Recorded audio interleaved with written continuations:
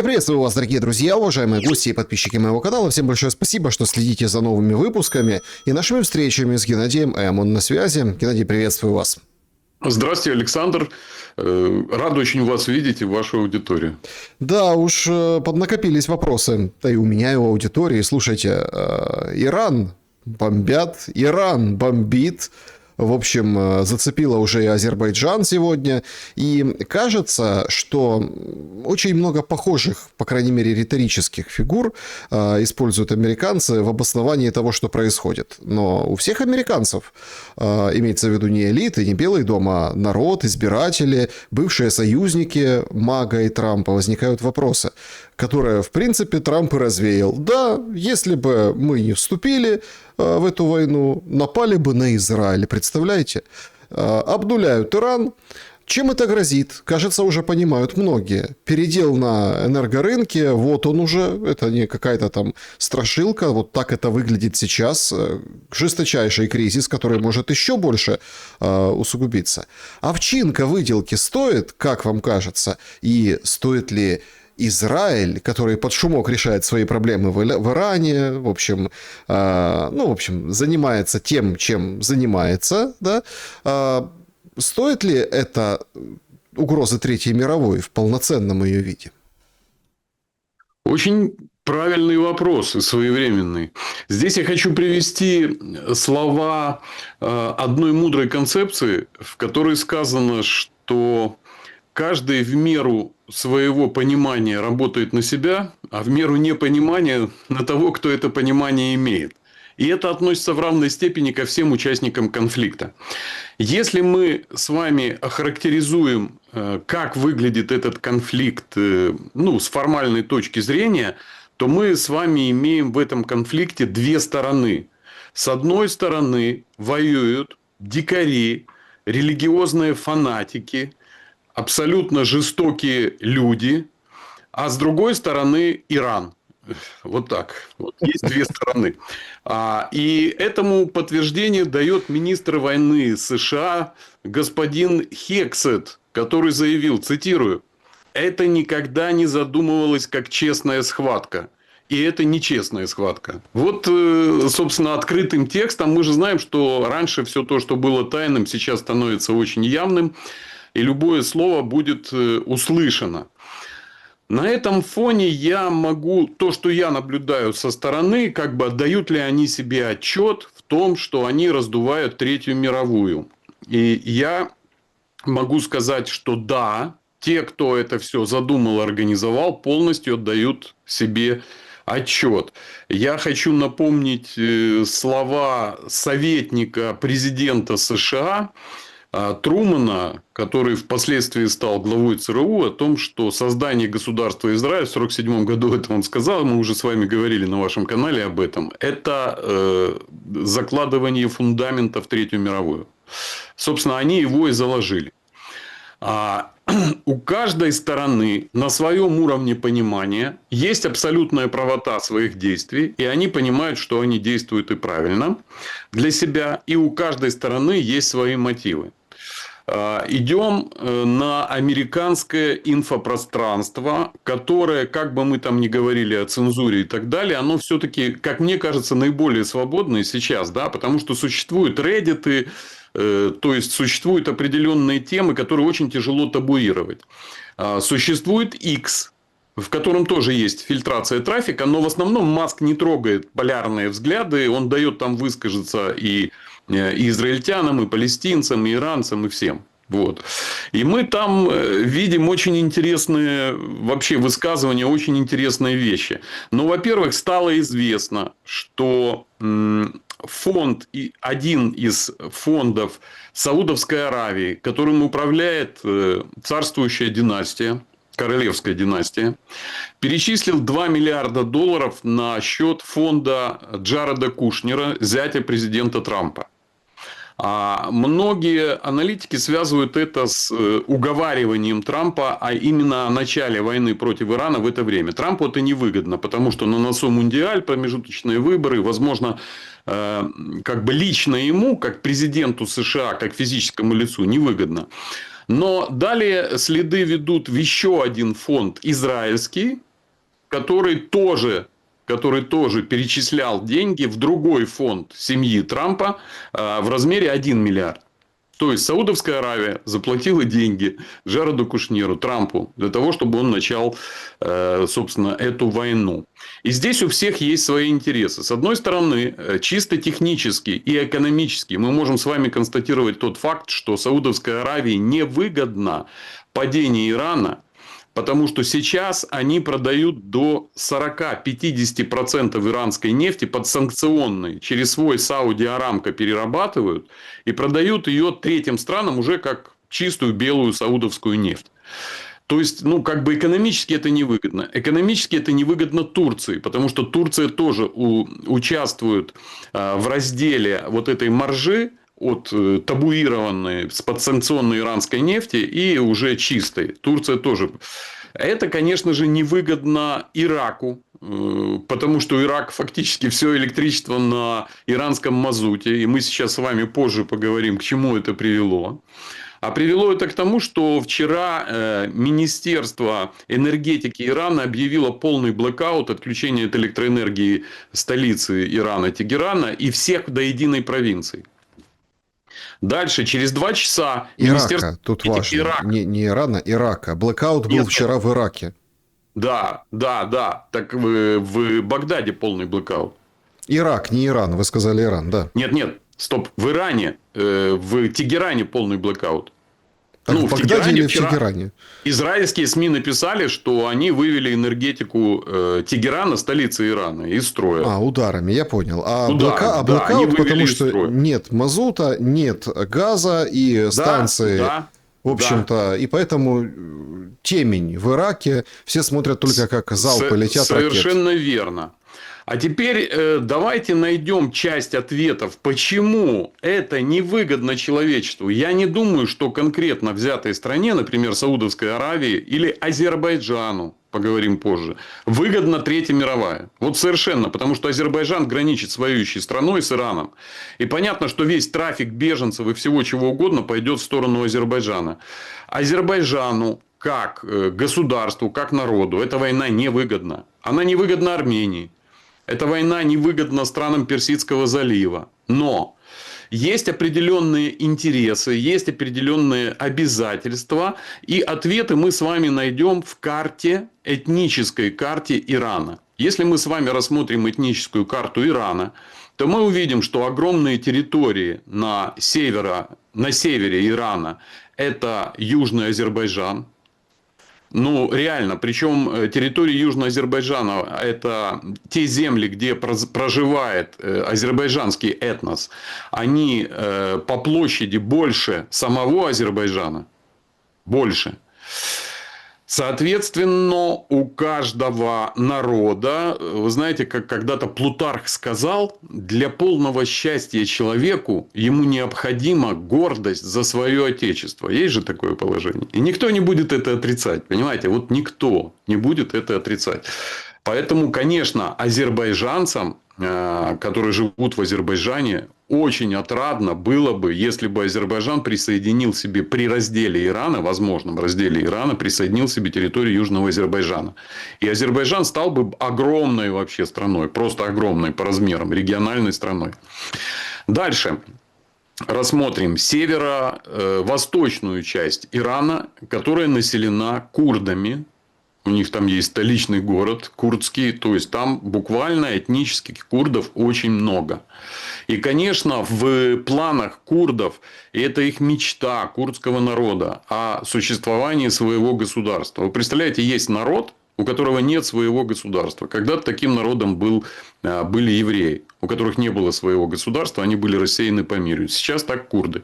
И, конечно, это некая идея, потому что за любым серьезным делом всегда стоит идеология. Абсолютно она должна стоять. И мы здесь с вами поговорим об этой идеологии. И выигрывают те, у кого идеология настоящая. А те, у кого она привнесенная и ложная, зачастую бывает и проигрывает.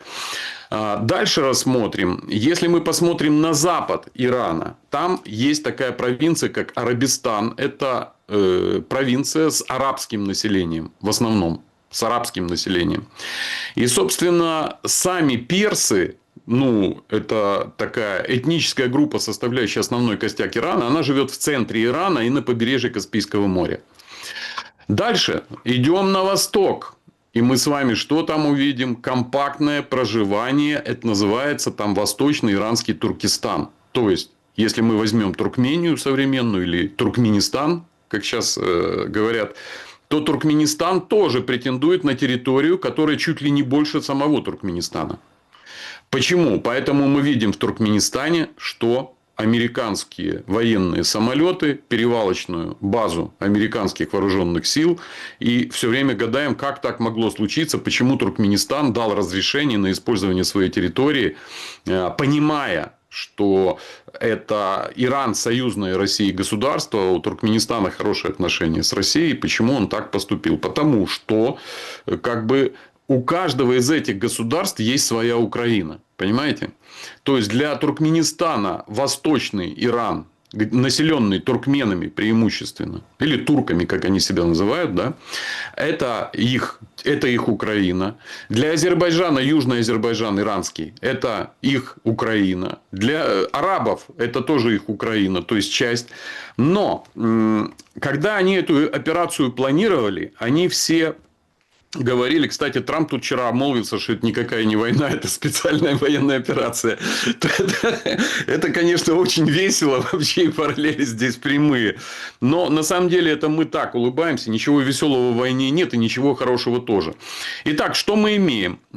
Планы США по разделу Ирана на 5 частей. Иран должен быть разделен на 5 частей. Южный Азербайджан, Туркменистан, Арабистан, Курдистан и, собственно, сама Персия. И это я вам перечислил далеко не все этнические группы, потому что на востоке, на юго-востоке Ирана есть 2 огромные провинции, в которых живут афганцы и пакистанцы. И они считают это тоже своей родиной. Понимаете? Поэтому можно приблизительно рассудить так, что США с Израилем планируют разделить Иран на 6 частей. На 6 частей. Это и есть их основной план. Что бы они вам ни говорили, это их план. Дальше.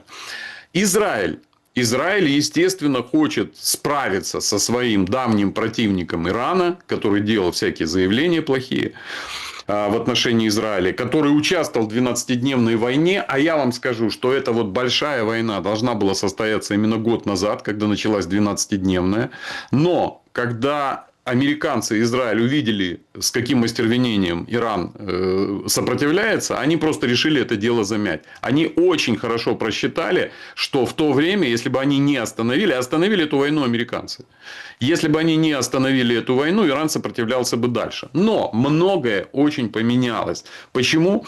Потому что тогда был управляющим элементом всей этой системы иранской аятолла Хаминей. Аятолла Хаминей славится тем, да, что помимо того, что это духовный лидер, надо понимать вообще сам статус аятоллы в Иране. Это высшее духовное лицо, устами которого говорит Аллах. То есть, со своими иранскими гражданами аятолла говорит устами, вернее, Аллах говорит устами аятоллы. Это духовное лицо. Но он был очень сдержан. Аятолла Хаминей, вот сейчас опубликовали внутренние снимки его жилища, где он жил. Он жил открыто, он не прятался там в бункерах. Он жил очень скромно. Там никакого вот этого восточного шика с золотом нет. Абсолютно простая мебель, какой-то ковер на полу. Он жил очень скромно. И он был, как бы вам сказать, милостливым, как Аллах, понимаете? Потому что, если мы вспомним факты этой войны, то перед ударами Иран сообщал соседним государствам о том, что намечается удар. Помните, это было такое. И все сказали, договорняк, тухло. Нет, просто он не хотел. Он рассчитывал, что вот эта эскалация не приведет к Третьей мировой войне, ядерной войне. Поэтому он был таким осторожным. На его место фактически сейчас Ираном управляет Совет КСИР, то есть Корпуса стражи Исламской революции, который готовил еще сам Сулеймани, которого американцы убили в свое время. И это наиболее радикализированная часть руководства Ирана. И они выбрали заведомо слабого аятоллу, то есть прямого наследника и сына Хаминеи. То есть он реально избранный аятоллой. Надо понимать, кто такой новый аятолла. Новый аятолла – это человек, владеющий недвижимостью в Лондоне, более 20 объектов недвижимости, недвижимостью на Ближнем Востоке на миллиарды долларов. То есть это человек абсолютно такого, я бы сказал, полузападного менталитета. Он бизнесмен. Конечно, сейчас духовенство его оправдывает. Все об этом знают, что он владеет огромной недвижимостью в Лондоне, в самом престижном квартале. Тем, что это не попытка личного обогащения или не тяга к шикарной жизни. А это просто попытка вывести из-под санкций деньги. Ну, как-то спасти, собственно, деньги Ирана. Давайте туда не будем углубляться. Давайте, сейчас знаете, мы куда с вами... углубимся? Потому что вы вспомнили аятоллу. Вчера Financial Times написала, что вот эти удары, которые сейчас по странам залива, по монархиям залива наносит Иран, вот эти все удары, да, которые, кстати, по нефтеперерабатывающей отрасли наносятся, закрываются газовые заводы в Катаре, Кувейт тоже. В общем, Саудовская Аравия страдает, по ним летит, по их мощностям. Вот то, что мы видим сейчас в плане ударов по Ближнему Востоку Ирана, это был план Хаминеи такой. То есть, они как бы заветы Хаминеи вот сейчас воплощают в жизнь. Что вы думаете по поводу этого? И да, и нет. И да, и нет. Надо сейчас разобрать, понимаете? Здесь очень интересная ситуация. Вот давайте последнюю новость возьмем, сегодняшнюю, буквально. Да? В аэропорту Азербайджана вспыхнул сильный пожар. 2 пилотника, летевших с иранской стороны, упали и взорвались в Нахичеване. Один дрон упал непосредственно на территории аэропорта. Второй взорвался во дворе близлежащей школы. Почерк узнаем. Чей это почерк? Кто бьет по школам? Кто убил 160 иранских девочек? Кто это сделал?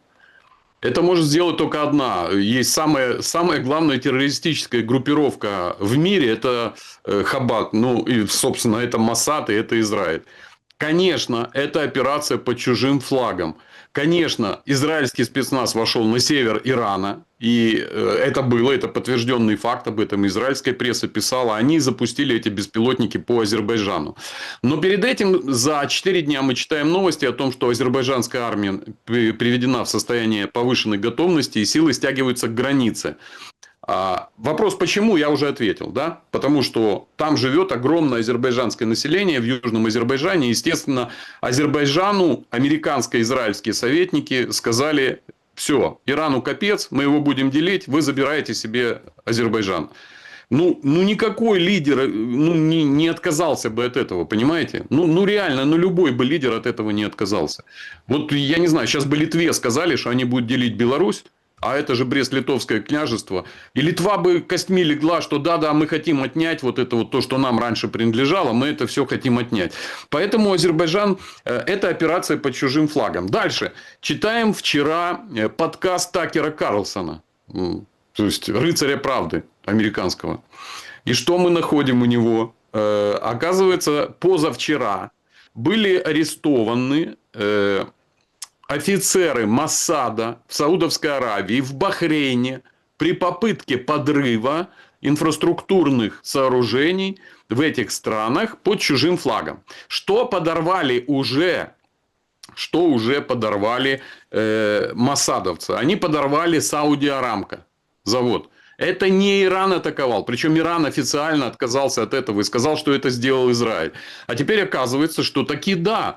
Израиль договорился с Саудовской Аравией. Они являются союзниками. Сама Саудовская Аравия занесла денег Америке, чтобы убедить Трампа начать эту операцию именно сейчас. И, собственно, и сама пострадала от Израиля. Что делает? Какое очень интересное заявление делает официальное руководство Саудовской Аравии? Оно говорит, что обломки сбитых беспилотников Ирана, даже не говорит чьи, обломки сбитых беспилотников упали на крупнейший в мире завод Сауди Арамко, который перерабатывает 12% всей нефти. Вот в чем дело. Дальше Бахрейн. И вот здесь очень интересная и далеко идущая история, которая открывает нам стратегию этой всей войны. В Бахрейне подорваны, мы знаем, да, что там проблемы с водой. собственно, подорваны обезсаливающие установки, вот эти опреснительные. Это сделал Моссад. И он попался на горячем. Поймали его офицеров. То есть, израильские спецслужбы взрывают, поджигают Азербайджан для того, чтобы у Азербайджана... Азербайджан же не может сказать, что мы хотим отнять у соседней страны то место, где живут этнические азербайджанцы. Ну, прямо так сказать нельзя. Это будет нарушение устава ООН. Но сказать, что, смотрите, они нашу школу, какие подонки. Представляете, Иран, какие он сейчас испытывает трудности. В Тегеране нет электричества. Вся страна находится вообще в шоке. Да? И тут Иран, и тут Аятолла, или не знаю кто, руководитель корпуса стражи исламской революции дает приказ. Так, бомбить школу в Нахичеване. Быстро, я сказал, кнопку нажимаем. За что? Никогда в жизни Азербайджан с Ираном не воевал, и Иран там не готовился принять войну. Понятно, что это все сделал Израиль. Значит, Израиль подрывает опреснительные установки во всех странах Персидского залива. Израиль подрывает емкости для хранения нефти, нефтеналивные терминалы, нефтеперерабатывающие заводы, компрессорные станции по сжижению метана природного газа, СПГ, и терминалы по разливу природного газа СПГ. Это делает Моссад. Ну, естественно, совместно с США, потому что, как я вам уже говорил, что Моссад практически неотличим от ЦРУ. Более того, Моссад командует ЦРУшниками, если надо, если уж так на то пошло. Какие у них планы? Давайте посмотрим еще раз на карту Персидского залива и близлежащих стран. У нас есть такое понимание о воде, как, например, ее потребление природное. Вот, например, там Украина располагает огромными водными ресурсами. И ее потребление Украины этих ресурсов составляет не более 10%. То есть, Украина может увеличить потребление водных ресурсов в 10 раз. Без ущерба для природы. Потому что реки, много воды, да, озера, реки и так далее. В этом плане Россия обладает такими водными ресурсами, что она может использовать только 0,5% природных ресурсов, и ей хватит, и больше и не надо. Вопрос. Теперь давайте перенесемся в страны Персидского залива. Приблизительно Саудовская Аравия 800% потребления. То есть, Саудовская Аравия, все 100% воды, которые она может собрать из природных источников, умножает на 8. И вся эта остальная вода, она либо опресняется, либо завозится. Дальше. Бахрейн 1100%. И самая сухая страна в мире, такой второй страны нет, это Объединенные Арабские Эмираты. 1400%. То есть, Арабские Эмираты потребляют пресной воды в 14 раз больше, чем физически ее можно добыть, выкачать из земли, из колодцев, собрать с неба, откуда угодно. Поэтому они ее опресняют и они ее завозят. Что делает Моссад? Моссад взрывает станции по опреснению воды. Там живет 60 миллионов человек в этой местности. Они все зависимы от привозной воды, либо от ее обессаливания. Дальше энергетика. Дальше идут нефтепереработка. И здесь планы, как я вам говорил, помните, мы вначале говорили, что каждый работает в меру своего понимания на себя и на свои интересы, а в меру непонимания на интересы более высоких людей, которые понимают больше. Иран, да, действительно, Хаминеи понимал, что побороть Соединенные Штаты Америки в равной военной борьбе невозможно. Это мощнейшее военное государство в мире. Поэтому у них не оставалось никакого другого пути, как пойти к этой победе децентрализованно. Что они сделали? Они 20 лет готовились к войне. Хаминеи тот же, он же с 1994 года руководит иранским государством. 31 год. Он все эти годы готовился к войне.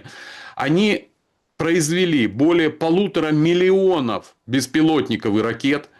Сегодня, если говорить о Шахеде 136-м из новых модификациях реактивных, Иран производит 500 беспилотников в сутки. Прямо сейчас в подземелье, под землей. Иран имеет на сегодняшний день по доказанным разведданным 80 тысяч готовых шахедов. Эти шахеды погружены в фуры, в грузовые машины кассетами по 5 и по 7 штук и могут передвигаться по территории Ирана незамеченным, потому что вы их никак не определите. Работает это так. Там сверху сбрасывается шторка, они стоят под углом на реактивных пусковых установках и в нужный момент их просто запускают. Дальше. Эти беспилотники есть в горах. И поэтому Хаминеи понимал, что победить если падет иранское ПВО полностью, то над Ираном начнут летать израильские и американские бомбардировщики и просто в кабами его закидают. А кабы у американцев хорошие, очень точные.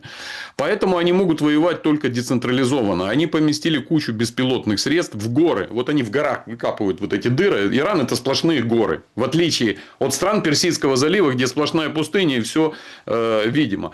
Поэтому Иран ударил по американским военным базам и по нефтяной инфраструктуре, как по тому средству, которое подкрепляет Пакс Американо, это нефтедоллар. То есть, как возникли страны Персидского залива. Это все придумали англосаксы. Искусственно нашли людей, разрезали территории, дали им власть. Дальше там стали добывать нефть. И дальше возник договор о нефтедолларе. То есть, страны Персидского залива, производящие 40% всего экспортного потенциала по углеводородам, продают это только за доллары. Они говорят, да, мы это добыли, но вы нам можете эти доллары дать. Дальше, куда идут эти доллары? Страны Персидского залива обязаны по этому договору вкладывать эти доллары в американский фондовый рынок. И это им выгодно. Они всю жизнь вкладывали и на этом очень хорошо зарабатывали. То есть, эти доллары, за которые продается нефть, в основном опять же возвращаются в США. На этом держится нефтедоллар. В 1972 году золотой доллар был отменен президентом Никсоном. Нет большей привязки к золоту. Но возник нефтедоллар. Нефтедоллар обеспечивает гегемонию США и гегемонию американского доллара. Поэтому Хаминеи решил ударить по нефтедоллару. Вот этого удара США не выдержит. Третий момент. Для того, чтобы эту войну превратить не в локальный конфликт всех стран Запада с одним маленьким несчастным Ираном, а в мировую войну, чтобы пострадали все. Ну, не так, чтобы Иран атаковал все страны мира. Иран очень хорошо посчитал. Итак, расчет берем. Индия зависит от Ормузского пролива и нефти из стран Персидского залива на 60%. Япония 70%. Китай 40%. Индонезия 60%. Европейский Союз 30%. До 40%, если мы будем брать еще катарский СПГ, сжиженный газ, сжиженный природный газ. И что мы с вами имеем? Ормузский пролив перекрыт фактически. Ну, то есть, там есть смелые танкеры, которые пытаются пробиться.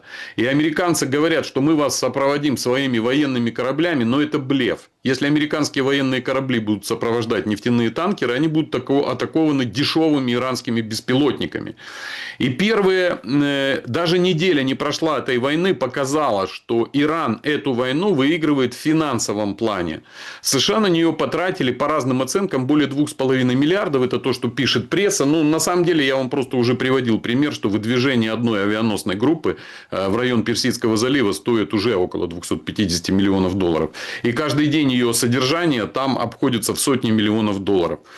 Теперь страны Персидского залива, на которые опирается американское экономическое могущество, связанное с нефтедолларом, оно зиждется только на экспорте нефтепродуктов за доллары США. Как долго выдержат какие-то страны? Итак, дольше всех продержится Китай. У Китая запас на полгода приблизительно нефти и бензина. У Китая есть Россия, Северный морской путь, ледоколы, газоходы там и так далее. То есть, Китай может диверсифицироваться. Индия 36-40 дней может продержаться на запасах своего бензина и своей нефти, если она не получит ее откуда-то дополнительно.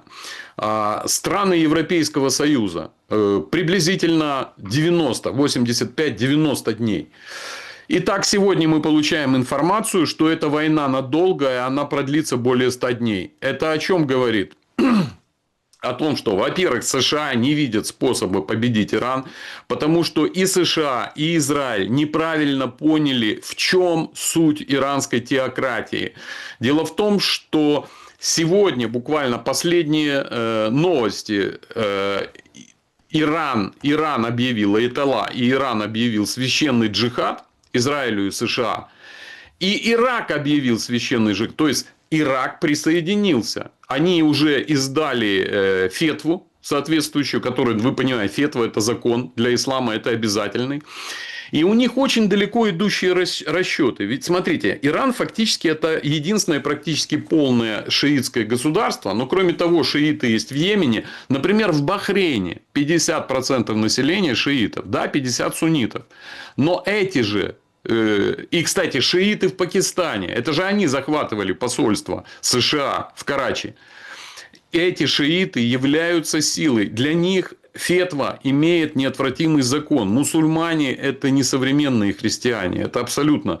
Это даже нельзя сравнивать. И если бы убили папу римского, как говорят, то для католиков это был бы вообще такой очень серьезный. Ничего бы для них это не было. Они бы продолжали себе пить кофе и есть круассаны. Знаете, ничего бы не случилось. Но для мусульман это совершенно другое.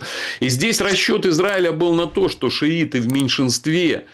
И сунниты к ним никогда не присоединятся. Но они ошибаются. Иран рассчитывает на то, что он может стать центром сопротивления джихада всего исламского мира. А это, 2 миллиарда человек. И это очень большая сила. Если с ней правильно не работать. Если Израиль думает, что они купили Саудовскую Аравию, страны залива, и это им дает какие-то преимущества, да, вы могли купить руководство этих стран. Но само население люди набожные. А теперь поговорим о перспективах стран Персидского залива. Их уже нет. Мы с вами еще говорили в декабре прошлого года. Помните, я говорил, что и страны Персидского залива постигнет судьба Сирии, Ливана и прочих стран. Это уже началось. Там в первый день уже было объявлено, что Арабские Эмираты теряют $1 миллион в минуту. $1 миллион в минуту из-за того, что, во-первых, аэропорт Дубая – это крупнейший авиационный хаб в мире. Это крупнейший покупатель авиалайнеров. Вы помните, они первые купили А380. Это такие летающие человейники с огромным количеством людей. Это очень серьезный бизнес. И второй момент. Население Арабских Эмиратов 10% граждан, 90% экспатов, людей, которые привезены, то ли работать на каких-то вспомогательных работах, то ли прямо двигать экономику. Вот. И в этих странах они пытались отойти от нефти. Есть и переработка алюминия, есть и другие производства, и сборочные производства даже есть автомобилей. Но этим всем занимаются экспаты. На сегодняшний день те люди, которые вкладывали деньги в арабскую недвижимость, в основном в Дубае, они уже поняли, что совершили большую ошибку. Но им надо было следить за тенденциями. Падение цен на дубайскую недвижимость началось не вчера. Оно началось заранее. Оно началось уже тогда, когда было понятно, что иранская война, она просто обязательно случится. И тогда богатые люди, те, которые скупали большие, дорогие апартаменты, стали выводить свои деньги. И поэтому посыпались ряд проектов уже. Джумейра Бич, если вы помните, там еще много очень других проектов, которые очень хорошо росли, но потом были прекращены. В Саудовской Аравии было прекращено строительство вот этого 150-километрового дома в пустыне. Просто не потянули. Там других много причин. Я просто вам могу сказать, что богатейшие, сильнейшие мира сего, они приблизительно заранее знают, когда что случится. И если вы мне задаете вопрос, а что будет там в Европе, например, в ближайшее время, то я вам могу сказать, что надо смотреть за ценами на недвижимость и за движением богатых людей. Цены на недвижимость в Европе не растут. А где растут цены на недвижимость? Вот у меня в группе здесь девушка купила квартиру год назад в Москве, плюс 30%. То есть цены в России на недвижимость растут вопреки всему миру очень быстро. И туда начинают, во-первых, бежать там богатые граждане России и граждане из других стран. А вот в арабских странах цены на недвижимость все это время падали. Что мы можем констатировать на сегодняшний момент? Итак, самая водозависимая страна из стран залива – это Объединенные Арабские Эмираты. 1400% потребления, как мы помним. 90% экспатов. Как будет работать дальше эта система? Очень просто. Когда начались первые рейсы после прекращения работы Дубайского аэропорта, первые рейсы начались из Дубайского аэропорта, вывозные, то кого вывозили? Вывозили местных арабов. То есть, местные богатые арабы улетали к своей недвижимости в Европе, там, где они ее накупили. Не пускали экспатов, у которых даже, возможно, были билеты на эти самолеты. Их туда не пускали. Сейчас цена 250 тысяч долларов, ну, это на семью из 4 человек, если они private jet берут, чтобы оттуда улететь. Ну, и цена на такси до ближайших свободных аэропортов, которые в данный момент летают, 5 тысяч долларов на сегодняшний день из Дубая одно место стоит такси вызвать. Поэтому мы можем ставить на Дубае, на Объединенных Арабских Эмиратах можно ставить крест. Потому что этот развал, то есть для Дубая это было критично, и они больше никогда не восстановятся. И не потому, что эта война будет длиться вечно, она не закончится. Нет, совершенно не потому. Потому что для тех, кто считал, что Объединенные Арабские Эмираты – это ближневосточная Швейцария, что там надежно, они всегда объявляли о своем нейтралитете. Они говорили, мы нейтральная страна, мы никого не поддерживаем, ни против кого не воюем. Но, пардон. Американские военные базы вам зачем? Если вы нейтральная страна, какие у вас могут быть американские военные базы? Какие перспективы у этой войны и зачем это все американцам вместе с израильтянами? Ведь да, теперь по израильтян. Я просто забыл сказать. Ключевой момент. И ключевой момент. Израиль строит Великий Израиль. Великий Израиль, как мы знаем, он идет от Нила до Ефрата. То есть, это территория современного Египта. Причем, вся эта территория Ливана, Сирии. Сирия это вообще они считают своей территорией. Это территория Ирака, и это территория до Ефрата, территория Ирана. Иран должен быть раздроблен. Часть они там якобы пообещают курдам. Курдов уже один раз кинули. Их еще раз, я думаю, собираются кинуть. Но давайте с вами приблизительно наложим эту всю ситуацию на конфликт Украина-Россия. Итак, что мы имеем? Мы имеем Украина. Давайте разные оценки. Допустим, сейчас 24 миллиона населения осталось. Украина 24 миллиона населения. Россия 146 миллионов населения. Да? И война, которая идет с самыми современными средствами, но единственное, что без прямого участия самих войск, собственно, НАТО. Сколько она длится? Сколько воюет сторон? Итак, с российской стороны более миллиона человек. Ну, миллион, да, армии, там вспомогательные войска и так далее. Мы понимаем, что там 1,5 миллиона человек. С украинской стороны около миллиона человек, 1 200 000. Приблизительно украинская армия, ВСУ. Как происходит война? Быстро? Хорошо происходит? Или как? Или как-то по-другому? Может, Украина и Россия не обладают современными видами оружия, беспилотниками, ракетами, там, спутниками? Нет, обладают. А теперь вопрос. Мы уже видим, что наземная операция неизбежна. Вопрос. Откуда у США 1,5 миллиона человек? Подождите. Если Украину, страну с 24 миллионами населения, 1,5-миллионная российская армия не может пройти и проутюжить за 3 дня, за неделю, за месяц, за год, за 4 года. Вопрос. Как Соединенные Штаты...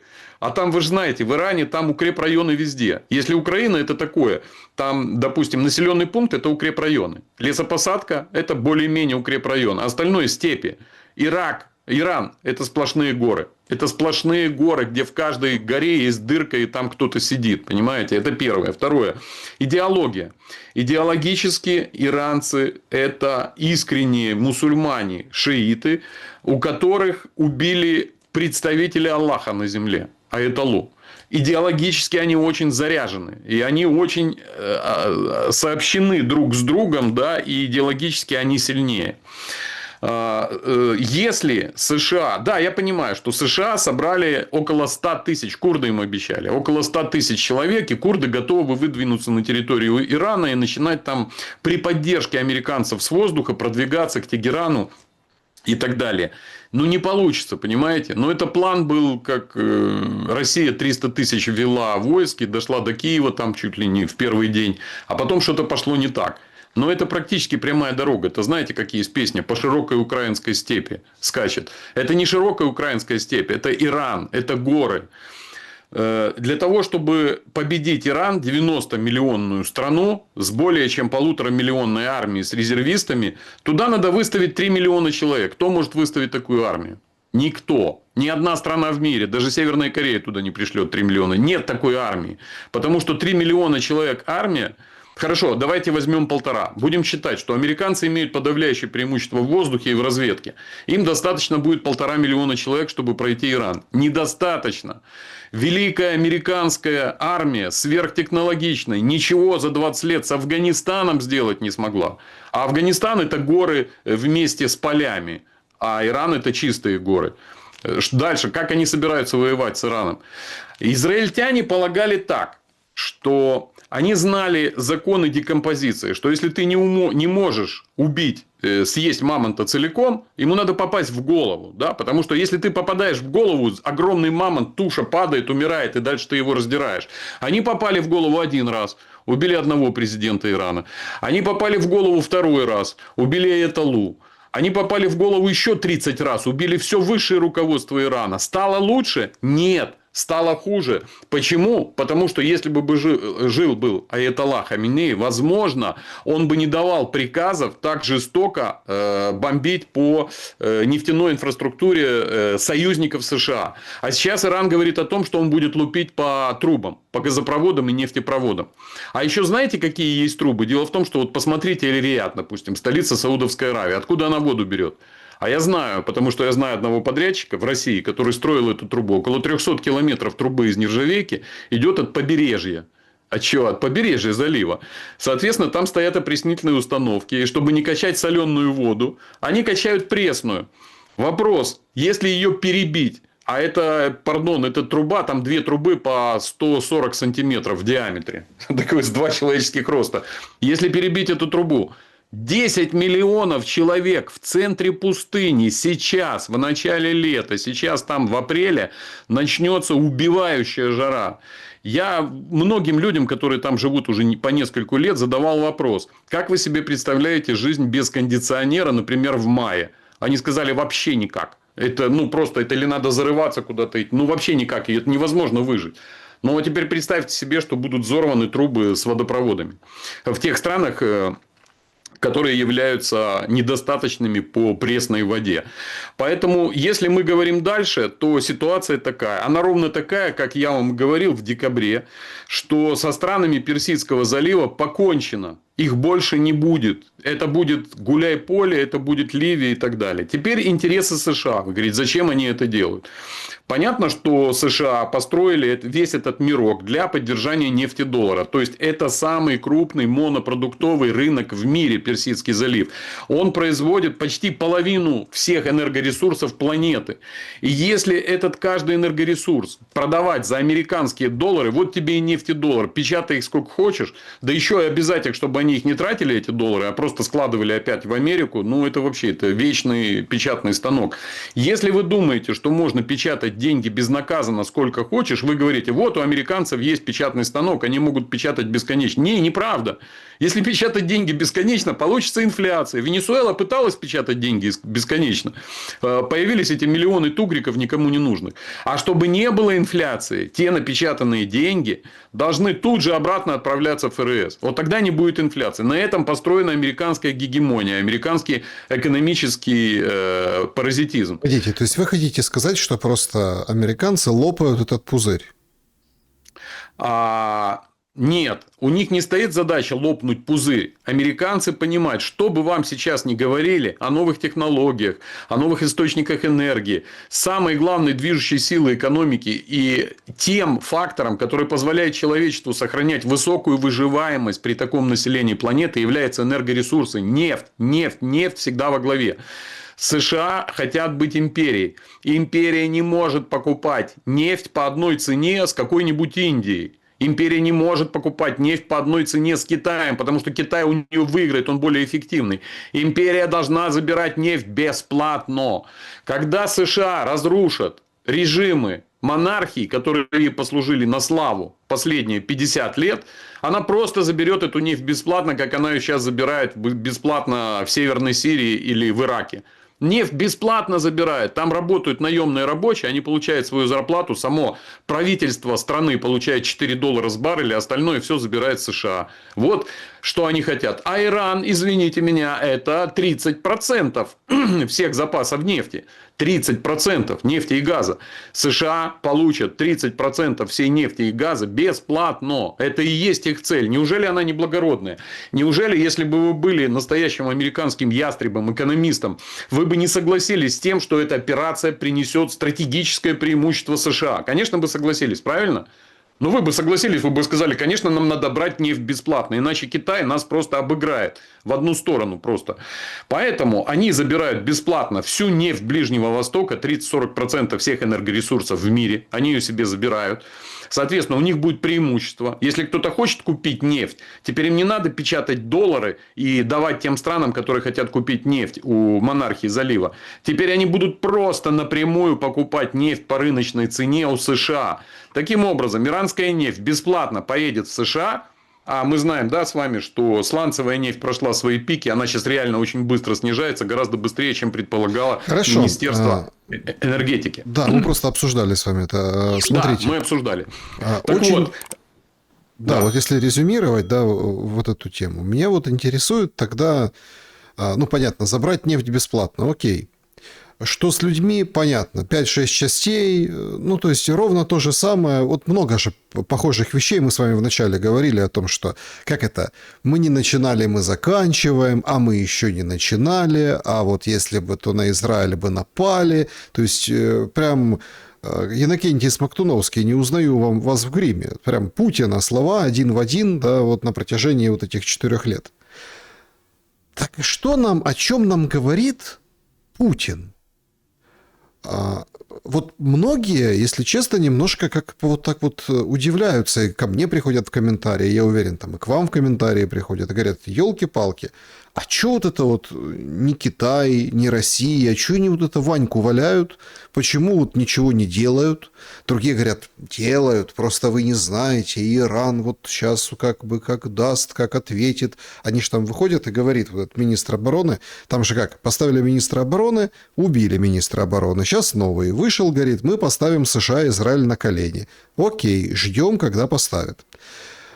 Но они ничего, ну, кроме заявлений, по большому счету, решительных, осуждающих, ну, как осуждающих, но не таких уж решительных, не сделали. Путин начинает играть вообще в другую игру. Он говорит, о, Европа, а тут же ажиотаж, кошмар, повышение. Говорит, а давайте мы сегодня уйдем из вашего рынка. Вы же хотели отказаться в конце месяца, а потом в 2027 году. А мы вот сейчас это давайте сделаем. У нас есть другие, как это, покупатели. И вот мы заберем у вас и отдадим другим покупателям. То есть все видят, что Путин играет тоже в эту газовую, энергетическую, нефтяную вот эту вот игру. Но... Да, потому что у него много задач, вы понимаете? С одной стороны, совершенно очевидно с глобальной точки зрения, с геополитической, что Иран является последним союзником России. И если США увязнут в Иране, то Россию как минимум они трогать не будут. Оружие как минимум не будет в таком объеме поставляться Украине. Но если Россия потеряет Иран, то она будет следующей. Следующий будет не Китай, следующий будет Россия.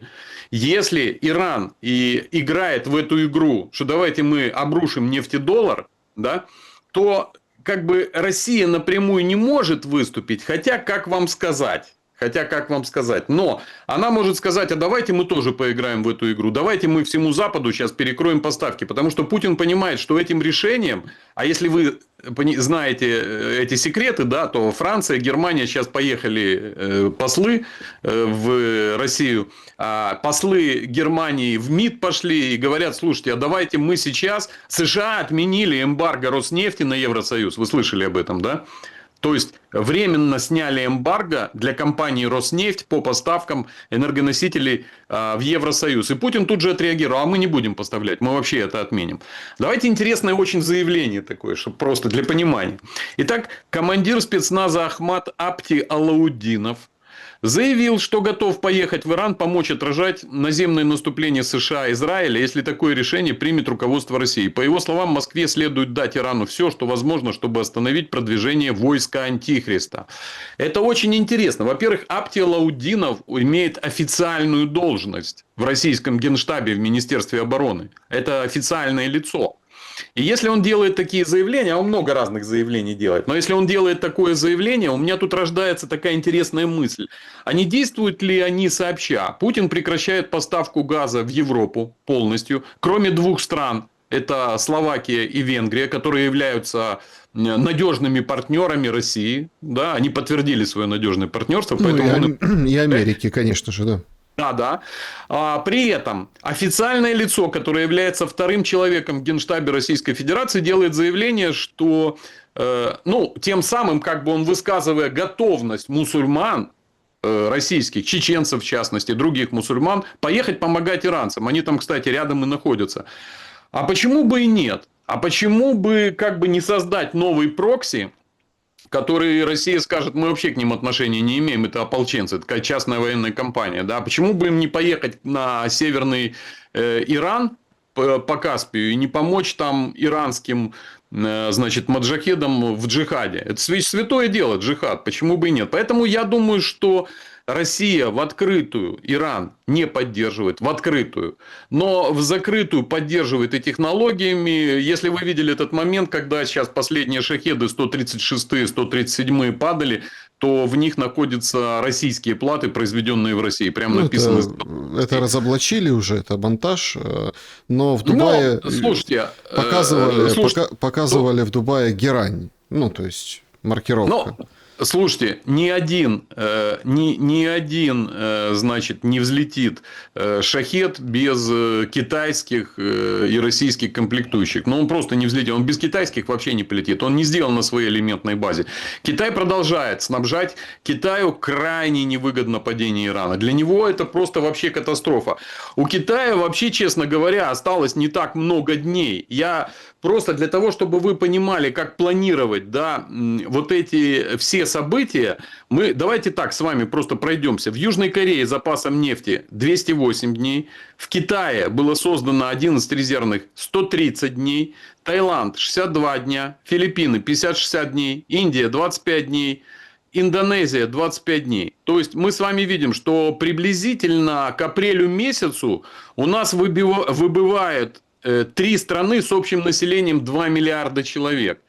Я думаю, что после этого, если это случится, а я не вижу, что если как США подтвердили, они начнут сухопутную операцию, то они выйдут через 50-60 дней из этой войны. Я не вижу. Они не выйдут. Значит, через все 50-60 дней Ормузский пролив будет перекрыт, и мы с вами увидим, что 2 миллиарда человек остались без топлива. Но это еще не самое главное. А 60 миллионов человек, населяющих страны Персидского залива, остались без воды и еды. Вы знаете, сколько процентов, например, Саудовская Аравия или Объединенные Арабские Эмираты продовольствия завозят по морю? 80% всех продуктов питания завозят по морю. А теперь вот каждый человек, который нас слушает, пусть посмотрит на свой рацион. Что вы съели сегодня на завтрак и на ужин. И теперь возьмите от этого рациона и 80% уберите. Оставьте 20%. Надолго вас хватит. И еще учтите, что эти 80% они неравномерно распределяются. Те, у кого есть деньги, связи, власть и так далее, будут жрать на все 100, а может на 120, стресс заедать. А вам останется не 20%, а 5 или 1. Вопрос, что там начнется? Куда эти толпы людей пойдут? Вот на это и весь расчет. Если Аятолла делал расчет на то, что он рушит империю нефти-доллара в странах Персидского залива, то у него это удалось. Если Аятолла делал расчет на то, что несмотря на то, что это шиитское государство и шиитские аятолла, сунниты также вместе с шиитами встанут на священный джихад, то считайте, что ему это удается уже. Если они думали, что 2 миллиарда населения останутся без топлива через 60 дней, то это был верный расчет. Ну и скажите, что они не умные люди. Если бы они напрямую просто слали ракеты на Израиль, это была бы величайшая глупость. Вот эти все ракеты, которые полетят, ну да, там они там ударят, что-то разбомбят. И Израиль, у него есть своя армия, она называется армия США. И страны НАТО вчера заявили о том, что они применят статью устава НАТО для защиты от Ирана. Соответственно, будет коалиция. Пока что ее нет, не уверена, но будет коалиция. И я вам скажу, что 60 дней здесь даже и не пахнет. И последствия будут вообще не шуточными. И пусть никто не думает, что если Ближний Восток от нас находится далековато, 3-4 тысячи километров там, от Европы, и нас это не коснется, уважаемые европейцы, вас это коснется в первую очередь. Геннадий. Вчера Министерство внутренних дел Швеции публикует... и Финляндии публикуют план, как им действовать на случай начала войны. Там серьезная подготовка идет к войне. Да, Понимаете? Северной войны, это Reuters опубликовали этот материал. Смотрите, я в завершении хотел бы, чтобы вы высказались по Украине на этом фоне. Что именно меня интересует? Сегодня в очередной раз Зеленский выходит и начинает метать искры в сторону Орбана, да, говорит, вот, говорит, мы хотели бы, ну, опять-таки, это же парадокс, говорит, мы хотели бы тихонько обменять Патриоты, заряды для Патриотов ПАК-3 на наши дроны, которые там бьют по шахедам, и вот как бы окучить ближневосточных, ну, арабов окучить, да, ближневосточные страны. Но, опять-таки, тихонько уже не получилось. То есть, зачем он это заявил? Понятно, что его никто не просит, а он как-то ищет свое место в этом всем, потому что Украина теряется на этом фоне вот масштаба, да, мирового масштаба вот этого кризиса. На Орбана атакует. Орбан выходит с очень интересным заявлением. Это давняя война, и сегодня опять там досталось Орбану по этому поводу. Послушайте, а Орбан отвечает, что нет, а мы не уступим свое требование по открытию нефтепровода «Дружба». Более того, мы, значит, победим Украину с помощью силы. Вот так и написал у себя. И все как-то не думают, какой силы, о чем этот Орбан, что это вообще за происходит. Орбан дурачок какой-то, не может без российской нефти без российской нефти выборы выиграть, да. То есть, понятно, да, вот это, но мы видим, что на фоне глобальной трагедии большой мировой вот эта эмоциональная возня не работает. Плюс какие-то опять интересные заявления со стороны Кремля. Песков говорит, ой, слушайте, а мы за переговоры, да, давайте, конечно. Он пленных обменяли, 200 человек сегодня, 300 завтра. То есть мы движемся, вы что? А все так руками разводят, говорят, подождите, вот Иран переговаривался, да переговаривался с тем же Кушнером и Виткофом, а вы говорите, да, мы... Дух от колледжа, правда, испаряется, а так мы за переговоры, и смотрите, решения нарабатываются. Как война на Ближнем Востоке и описанными вами выше события отразятся на завершении войны в Украине? Очень прямо отразятся, потому что, смотрите, если раньше Орбан подписывал с США соглашение, по которому ему могут поставлять другие страны нефть, ему не обязательно брать из дружбы, через 60 дней в Европе, вы подумайте, на третий день цены выросли в 2 раза. В некоторых странах где-то на 70%. А через 60 дней в Европе какая цена будет? Вообще на бензин для транспорта. А теперь вопрос. А вся энергетика, построенная на газопроводах и на нефтепроводе «Дружба», она где будет? Если Венгрия будет получать нефть по нефтепроводу «Дружба», то она станет главным поставщиком ГСМ для соседних стран, для Австрии, там, для всех остальных.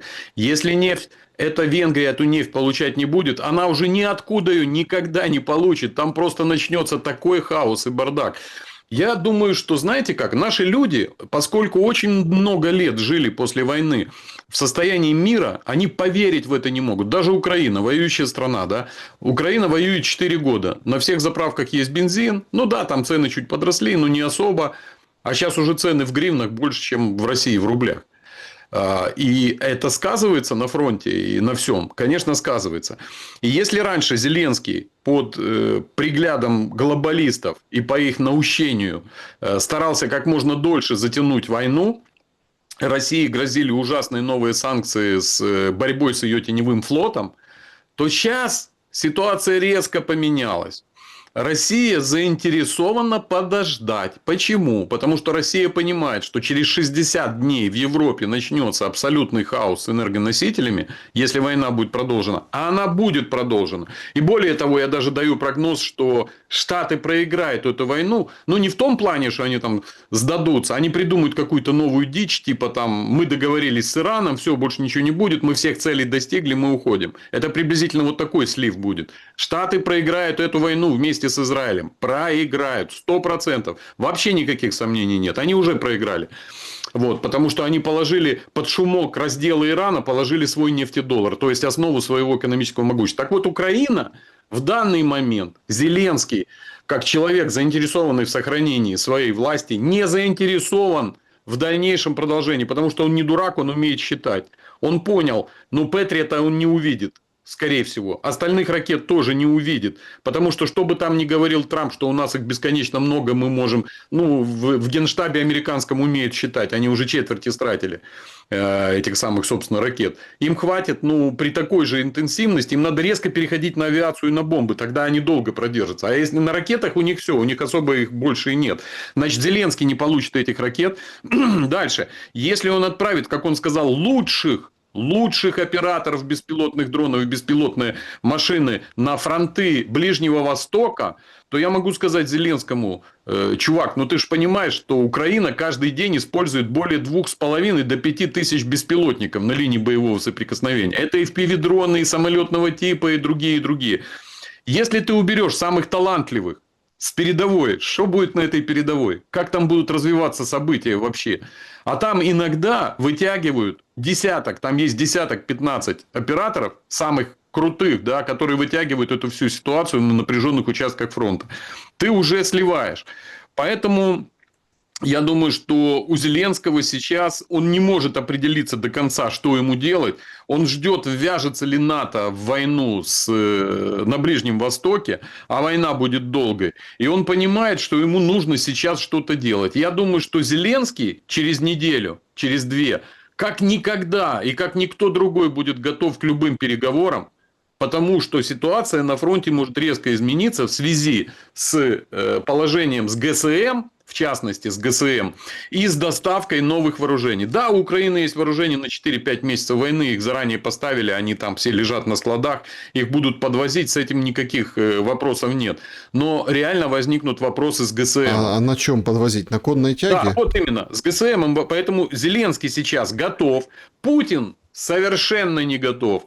И то, что они сейчас заявляют, российская сторона, что мы готовы к переговорам, вы понимаете, это все пустые слова. Они ни о чем. Россия сейчас вообще не готова ни на какие переговоры, потому что она понимает, что ситуация в Европе резко деградирует в течение 40, 50, максимум 65 дней в Европе настанет энергетический коллапс. И при таком состоянии дел, и при загруженности США конфликтом, а для США и для Трампа это вообще конфликт, потому что ему не сносить головы. Если он эту войну проиграет, сольет вчистую, Трампу просто не сносить головы. Понимаете? Поэтому я думаю, что Украина здесь очень резко отодвигается на вторые и третьи планы. Ну и третий момент. Есть определенные договоренности. Ну, знаете, с англосаксами договариваться — это такое себе дело. Но есть определенные договоренности с высшим руководством России о том, как они дальше себя поведут. Что, мол, Россия не будет сопротивляться разделу Ирана, а, значит, США типа плавно вместе с Европой сольются с украинской темой.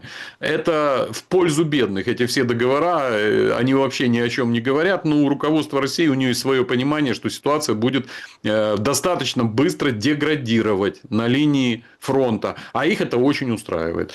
Поэтому вот сейчас перспективы именно такие. Я не вижу, что эта война остановится через неделю или через 10 дней. А через 2 недели через 2 недели мы будем говорить о гуманитарной катастрофе в странах Персидского залива, о начале мощных движений беженцев со стороны Ирана и стран Персидского залива через Турцию и Грецию в Европу, что еще сильно ухудшит ситуацию. И, наверное, будем говорить о том, что начнутся перебои с выдачей топлива автомобильного топлива в странах Европейского Союза на заправочных станциях. И Путину очень выгодно прекратить любые поставки в Евросоюз газа и любых энергоносителей. Поэтому я здесь считаю, что ситуация для Украины и для Зеленского, она за 4-5 дней этой войны стала просматриваться в худшую сторону. То есть прогнозы ухудшились.